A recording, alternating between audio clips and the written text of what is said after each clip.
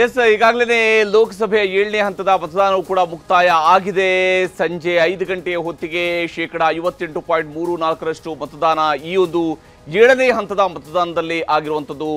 7ನೇ ಹಂತದಲ್ಲಿ ಪ್ರಧಾನಮಂತ್ರಿ ನರೇಂದ್ರ ಮೋದಿ ಅವರು ಪ್ರತಿನಿಧಿಸ್ತಾ ಇರುವಂತಹ ವಾರಣಾಸಿ ಮತಕ್ಷೇತ್ರದಲ್ಲೂ ಕೂಡ ಇವತ್ತು ಮತದಾನ ನಡೆದಿದೆ. ದೇಶದ 57 ಲೋಕಸಭಾ ಕ್ಷೇತ್ರಗಳ ವ್ಯಾಪ್ತಿಯಲ್ಲಿ ಮತದಾನ ಮುಕ್ತಾಯ ಆಗ್ತಾ ಇದೆ. ಈಗ ಸಂಜೆ 6 ಗಂಟೆಗೆ ಸರಿಯಾಗಿ ಮತದಾನ ಮುಕ್ತಾಯ ಆಗುತ್ತೆ. 6 ಗಂಟೆ ನಂತರ ನಿಮಗೆ ಎಕ್ಸಿಟ್ ಪೋಲ್ನ ರಿಸಲ್ಟ್ ಅನ್ನು ಕೂಡ ನಿಮಗೆ ಹೇಳ್ತಾ ಹೋಗ್ತೀನಿ. ಯಾಕಂದ್ರೆ ದೇಶದಲ್ಲಿ 7 ಹಂತಗಳಲ್ಲಿ ಮತದಾನ ನಡೆಯಿತು. ಲೋಕಸಭೆ 7ನೇ ಹಂತದ ಮತದಾನ ಈಗ ಮುಕ್ತಾಯ ಆಗ್ತಾ ಇದೆ.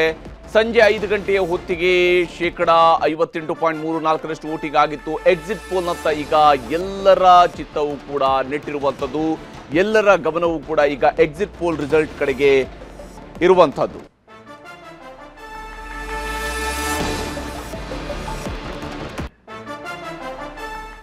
ಎಸ್, ನಮ್ಮ ಜೊತೆಗೆ ಈ ಒಂದು ಚರ್ಚೆಯಲ್ಲಿ ಭಾಗಿಯಾಗೋದಕ್ಕೆ ಅತಿಥಿಗಳು ಕೂಡ ಜಾಯ್ನ್ ಆಗಿದ್ದಾರೆ. ಅಶೋಕ್ ಗೌಡ್ರ ಜೊತೆಗೆ ಕಾರ್ಯಕ್ರಮದಲ್ಲಿ ಜಾಯ್ನ್ ಆಗಿದ್ದಾರೆ, ಭಾರತೀಯ ಜನತಾ ಪಕ್ಷದ ರಾಜ್ಯ ವಕ್ತಾರರು. ಹಾಗೆಯೇ ನಮ್ಮ ಜೊತೆಗೆ ಕಾರ್ಯಕ್ರಮದಲ್ಲಿ ರಾಜು ಗೌಡ್ರು ಜಾಯ್ನ್ ಆಗಿದ್ದಾರೆ, JDSನ ವಕ್ತಾರರು. ಹಿರಿಯ ಪತ್ರಕರ್ತರಾಗಿರುವಂತಹ ಸುಭಾಷ್ ಹೂಗಾರ್ ಅವರು ನಮ್ಮ ಜೊತೆಗೆ ಈ ಕಾರ್ಯಕ್ರಮದಲ್ಲಿ ಜಾಯ್ನ್ ಆಗಿದ್ದಾರೆ. ರಘು ದೊಡ್ಡೇರಿ ನಮ್ಮ ಜೊತೆಗೆ ಈ ಕಾರ್ಯಕ್ರಮದಲ್ಲಿ ಜಾಯ್ನ್ ಆಗಿದ್ದಾರೆ, ಕಾಂಗ್ರೆಸ್ನ ವಕ್ತಾರರು. ಹಾಗೆಯೇ ಆಮ್ ಆದ್ಮಿ ಪಕ್ಷದ ವಕ್ತಾರರು ಕೂಡ ಮುಂದಿನ ಹಂತದಲ್ಲಿ ನಮ್ಮ ಜೊತೆಗೆ ಕಾರ್ಯಕ್ರಮದಲ್ಲಿ ಜಾಯ್ನ್ ಆಗ್ತಾರೆ. ಹಿರಿಯ ಪತ್ರಕರ್ತರಾಗಿರುವಂತಹ BS ಅರುಣ್ ಅವರು ಕೂಡ ನಮ್ಮ ಜೊತೆಗೆ ಈ ಕಾರ್ಯಕ್ರಮದಲ್ಲಿ ಜಾಯ್ನ್ ಆಗ್ತಾರೆ. ಇಲ್ಲಿ ಬಹಳ ಮುಖ್ಯವಾಗಿ ಲೋಕಸಭಾ ಚುನಾವಣೆಗೆ ಸಂಬಂಧಿಸಿದಂತೆ 400 ಪಾರ್ ಒಂದು ಕಡೆಯಲ್ಲಿದೆ, ಇನ್ನೊಂದು ಕಡೆಯಲ್ಲಿ ಈ ಬಾರಿ ಯಾವುದೇ ಕಾರಣಕ್ಕೂ ಮೋದಿಯವರು ಪ್ರಧಾನಿ ಆಗೋದಿಲ್ಲ ಅಂತ ಹೇಳ್ತಾ ಇರುವಂತಹ ರಾಹುಲ್ ಗಾಂಧಿ ಅವರ ಹೇಳಿಕೆಯು ಕೂಡ ನಮ್ಮ ಮುಂದೆ ಇರುವಂಥದ್ದು. ಹಾಗಾದರೆ ಎಕ್ಸಿಟ್ ಪೋಲ್ನ ಸಂದರ್ಭದಲ್ಲಿ ಯಾರು ಹೇಳಿದಿರುವಂತಹ ಮಾತಿಗೆ ನಿಜವಾಗಿಯೂ ಮತದಾರ ಮಣೆ ಹಾಕಿದ್ದಾರೆ, ಯಾರನ್ನ ಜನ ತಿರಸ್ಕರಿಸಿದ್ದಾರೆ, ಯಾರನ್ನ ವಿರೋಧ ಪಕ್ಷದಲ್ಲಿ ಕೂರಿಸ್ತಾರೆ, ಯಾರನ್ನ ಆಡಳಿತಕ್ಕೆ ತಂದು ಕೂರಿಸ್ತಾರೆ ಅನ್ನುವಂಥದ್ದು ಬಹಳ ಮುಖ್ಯವಾಗಿರುವಂತಹ ಪ್ರಶ್ನೆ. ಆ ಕುತೂಹಲ ಇಡೀ ದೇಶದಲ್ಲೂ ಕೂಡ ಇವತ್ತು ಮನೆ ಮಾಡಿರುವಂಥದ್ದು. ಚರ್ಚೆ ನಾನು ಆರಂಭಿಸ್ತೀನಿ ಅಶೋಕ್ ಗೌಡ್ರ ಮೂಲಕವಾಗಿ. ಅಶೋಕ್ ಗೌಡ್ರೆ, ಆಡಳಿತದಲ್ಲಿ ಇದ್ರಿ, 10 ವರ್ಷ ಆಡಳಿತವನ್ನು ನಡೆಸಿದ್ರಿ, ಮುಂದಿನ 5 ವರ್ಷ ಕೂಡ ನಾವೇ ಆಡಳಿತ ಅನ್ನುವಂಥ ವಿಶ್ವಾಸದಲ್ಲಿ ಇದ್ರಿ. 400 ಪಾರ್ ಅಂತ ಹೇಳ್ತಾ ಇದ್ರಿ ಆರಂಭದಲ್ಲಿ, ಆದರೆ ಕಡೆಗೆ ಬಂದಾಗ ಈ 400 ಮಾತು ಸ್ವಲ್ಪ ಮಟ್ಟಿಗೆಲ್ಲೋ ಮರೆತು ಹೋದಂಗೆ ಆಗಾಗ್ಗೆ ಅನ್ನಿಸ್ತಾ ಇತ್ತು. ಎಲ್ಲೆಲ್ಲೋ ಒಂದೊಂದು ಕಡೆಯಲ್ಲಿ ಮಾತ್ರ ನೆನಪಾದಾಗ ಮಾತ್ರ ಮಾತಾಡ್ತಾ ಇದ್ರಿ. ನೋಡಿ, ಇದನ್ನು ನರೇಂದ್ರ ಮೋದಿ ಅವರು ತುಂಬ ಚೆನ್ನಾಗಿ ಎಕ್ಸ್ಪ್ಲೈನ್ ಮಾಡಿದ್ರು ಒಂದು ಚಾನಲ್ಗೆ. ಏನು ಅಂದರೆ 400 ಪಾರ್ ಅಂತಕ್ಕಂಥದ್ದು ಈಗಾಗಲೇ ನಾವು ನಂಬರ್ ಇದ್ವಿ, ಅದಕ್ಕಿಂತ ಇಂಪ್ರೂವ್ ಮಾಡ್ಕೊಳ್ಳೋಣ ಅಂತ ಹೇಳಿ ನಾವು ಹೇಳಿದ್ವಿ. ನಮ್ಮ ನಂಬರ್ ಅಂತಂದರೆ ಇಲ್ಲಿ 3 ನಂಬರ್ ಬರ್ತದೆ. ಒಂದು BJP ನಂಬರು, ಎರಡನೇದು ಪ್ರೀಪೋಲ್ ಅಲಯನ್ಸ್ ಆಗಿದ್ದಂತಹ ನಂಬರು, ಆಮೇಲೆ BJPಗೋಸ್ಕರ ಸಪೋರ್ಟ್ ಮಾಡ್ತೀವಿ ಅಂತ ಹೇಳಿ ಹೌಸ್ನಲ್ಲಿ ಬಂದಂತಹ ನಂಬರ್ಸು. ಈ 3 ಸೇರಿಕೊಂಡು ನಮ್ಮದು 400 ಇತ್ತು. ಅದರಿಂದಾಗಿ ಈ ಬಾರಿ ನಾವೇನೇನೆ ಪ್ರೀಪೋಲ್ ಅಲಯನ್ಸಲ್ಲೇ 400 ತೆಗೆದುಕೊಳ್ಬೇಕು ಅಂತ ನಮ್ಮ ಪ್ರಯತ್ನ ಇತ್ತು. ಅದು ಒಂದು ಪ್ರಯಾರಿಟಿ. ಆಮೇಲೆ ಜೊತೆಗೆ ನಾವು ಅದರ ಪ್ರಯತ್ನದಲ್ಲೇ ಇಡೀ ದೇಶದಲ್ಲಿ ಇದ್ದೀವಿ. ನಮ್ಮ ವಿಶ್ವಾಸ ಇದೆ ಇವತ್ತೂ ಸಹ 400 ಮೇಲೆ ಬರ್ತೀವಿ ಅಂತ ಹೇಳಿ. ಎಲ್ಲೋ ಒಂದು ಕಡೆ ಆ ಕಡೆ ಈ ಕಡೆ ಆಗಬಹುದು ಅಂತ ಅಂದ್ಬಿಟ್ಟು, ಯಾಕಂದರೆ ಇದು ಚುನಾವಣೆಯಲ್ಲಿ ಇದು ಬ್ಯಾಟಲ್ ಫೀಲ್ಡಲ್ಲಿ ಇದ್ದಾಗ ಏನು ಬೇಕಾದ್ರೂ ಆಗ್ಬೋದು, ಅದಕ್ಕೂ ನಾವು ತಯಾರಿದ್ದೀವಿ. ಅಂದರೆ ಒಂದು 10 ಈ ಕಡೆ ಬರ್ಬೋದು, 10 ಆ ಕಡೆ ಹೋಗ್ಬೋದು ಒಂದು.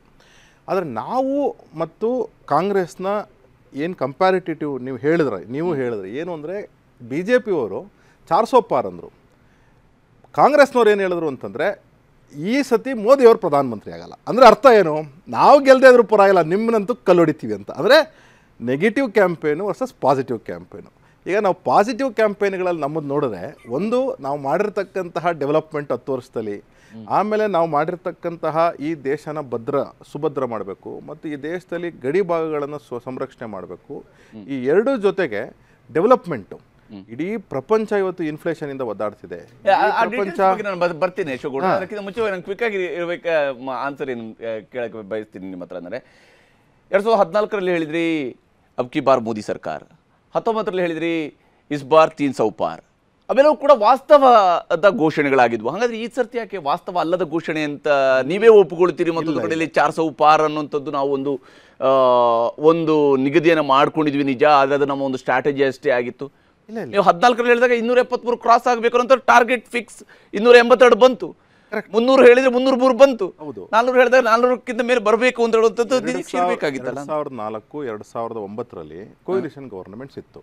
ಹಿಂದ್ಗಡೆನೂ ಅಂದರೆ ನಾವು 84 ಆದಮೇಲೆ ಎಲ್ಲ ಕೊಯಿಲಿಷನ್ ಗವರ್ನಮೆಂಟ್ಸೇ ಇದ್ದಿದ್ದು, ಎಕ್ಸೆಪ್ಟ್ 91ನಲ್ಲಿ ಬಂದಿದ್ದಂಥ ಸರ್ಕಾರ ಏನಿತ್ತು minority government which was external support ಇತ್ತು.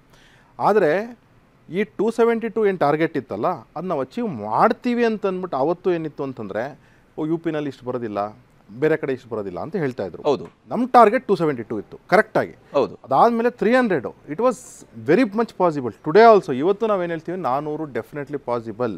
ಓಕೆ ಓಕೆ ಓಕೆ ರಘುದೊಡ್ಡೇರಿ ಆರಂಭದಿಂದ ಯಾವುದೇ ನಂಬರ್ ಹೇಳಲಿಲ್ಲ, ಹೋಗ್ತಾ ಹೋಗ್ತಾ ಹೋಗ್ತಾ ಹೋಗ್ತಾ ಹೇಳಕ್ಕೆ ಶುರು ಮಾಡಿದ್ರೆ 300ಕ್ಕಿಂತ ಮೇಲೆ ಗೆಲ್ತೀವಿ ಅಂತ ಹೇಳಿದ್ರಿ. ಟಾಟಾ ಬಾಯ್ ಬಾಯ್ ಬಾಯ್ ಗುಡ್ ಬಾಯ್ ಮೋದಿ ಇದೆಲ್ಲವೂ ಕೂಡ ಬಂತು ಮೊನ್ನೆ ಲಾಸ್ಟ್ ಫೇಸ್ನ ಎಲೆಕ್ಷನ್ನಲ್ಲಿ, ಇವೆಲ್ಲವೂ ಕೂಡ ಹೇಳಿದ್ರಿ. ಎಷ್ಟು ಮಟ್ಟಿಗೆ ಟಾಟಾ ಗುಡ್ ಬಾಯ್ ಯಾರಿಗೆ ಆಗುತ್ತೆ ಈ ಸಲ ಅಂತ? ಖಂಡಿತವಾಗ್ಲೂ ಏನು ನಮ್ಮ ನಾಯಕರಾದಂಥ ರಾಹುಲ್ ಗಾಂಧಿಯವರು ಮತ್ತು ನಮ್ಮ ಖರ್ಗೆ ಅವರು ಹೇಳಿದ್ದಾರೆ. 2024 ಜೂನ್ 4 ನಂತರ ಮೊನ್ನೆ ಪ್ರಧಾನಮಂತ್ರಿಗಳಾದಂಥ ಮೋದಿಯವರು ಪ್ರಧಾನಮಂತ್ರಿಗಳಾಗಿರೋದಿಲ್ಲ ಅಂತ ಹೇಳಿರ್ತಕ್ಕಂಥದ್ದು ಸತ್ಯ.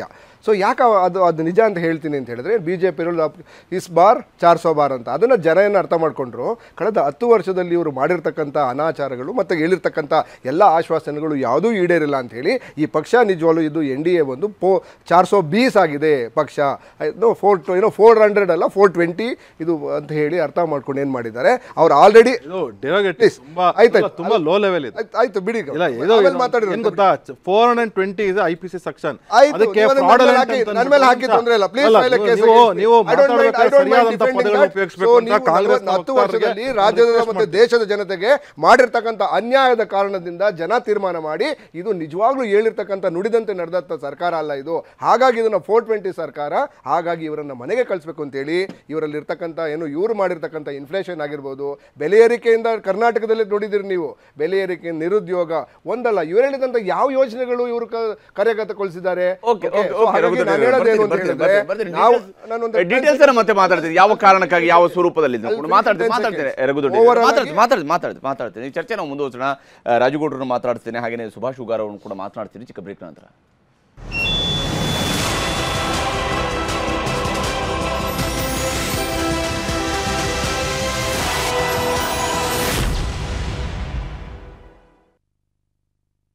ಕನ್ನಡಿಗರ ಮೆಚ್ಚಿನ ನಿಮ್ಮ ನ್ಯೂಸ್ 18 ಕನ್ನಡ ಈಗ ವಾಟ್ಸ್ಆಪ್ನಲ್ಲಿಯೂ ಲಭ್ಯ. ಕರ್ನಾಟಕ ಮತ್ತು ದೇಶ ವಿದೇಶದ 360 ಡಿಗ್ರಿ ಸುದ್ದಿ ವಿವರವನ್ನ ನೀವು ನಿಮ್ಮ ಕೈ ಬೆರಳುಗಳಲ್ಲಿಯೇ ಪಡೆಯೋದಿಕ್ಕೆ ಈ QR ಕೋಡ್ ಅನ್ನ ಸ್ಕ್ಯಾನ್ ಮಾಡಿ.